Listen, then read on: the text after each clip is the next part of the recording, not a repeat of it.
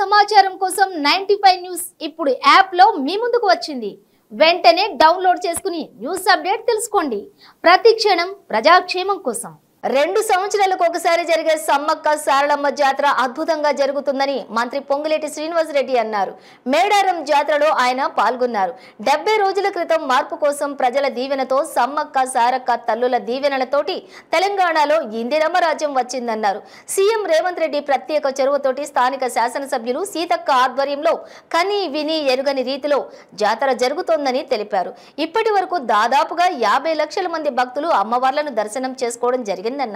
ఒక పక్క అసెంబ్లీ నడుస్తున్న భక్తుల సౌకర్యార్థం కోసం సీతక్క నిత్యం జాతర పనులను పర్యవేక్షిస్తూ అన్ని ఏర్పాట్లు చేసిందంటే ప్రభుత్వానికి ప్రజల పట్ల భక్తుల పట్ల ఎంత చిత్తశుద్ధి ఉందో తెలుస్తోందన్నారు. గత ప్రభుత్వం మేడారం జాతరకు 75 కోట్లు ఖర్చు పెడితే ఈ ప్రభుత్వం నష్టాలలో ఉన్నా కూడా 110 కోట్లు మంజూరు చేస్తుందని ఈ సందర్భంగా మంత్రి తెలియజేశారు.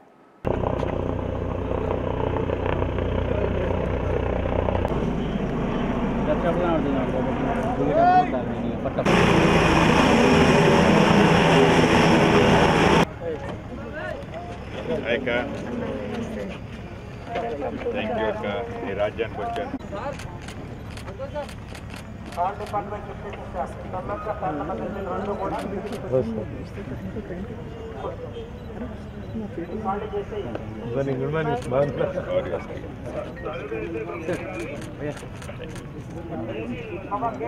ఎవరున్నా